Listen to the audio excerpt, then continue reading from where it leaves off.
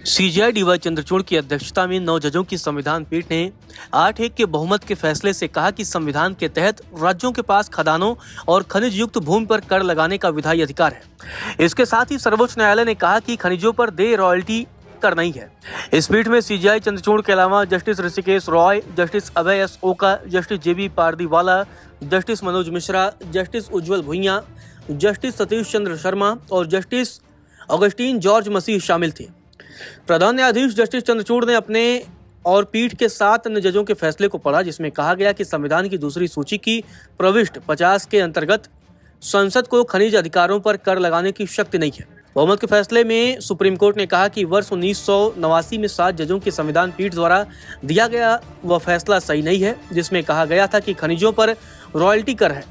CJI ने फैसला पढ़ते हुए कहा कि पीठ ने 2 अलग अलग फैसले दिए हैं और जस्टिस बीवी नागरत्ना ने 7 जजों के फैसले से अलग असहमतिपूर्ण फैसला दिया है। जस्टिस नागरत्ना ने फैसला पढ़ते हुए कहा कि राज्यों के पास खदानों तथा खनिज युक्त भूमि पर कर लगाने का विधायी अधिकार नहीं है।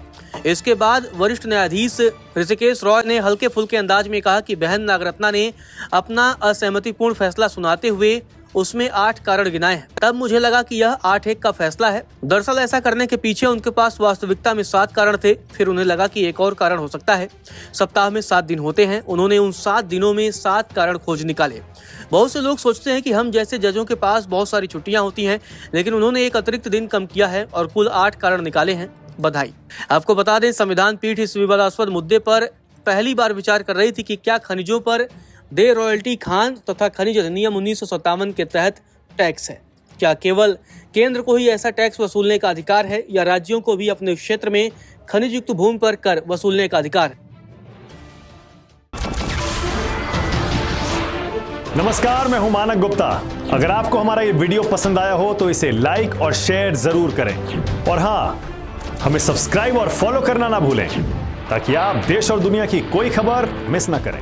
तो जुड़े रहिए हमारे साथ और देखते रहिए न्यूज़ 24।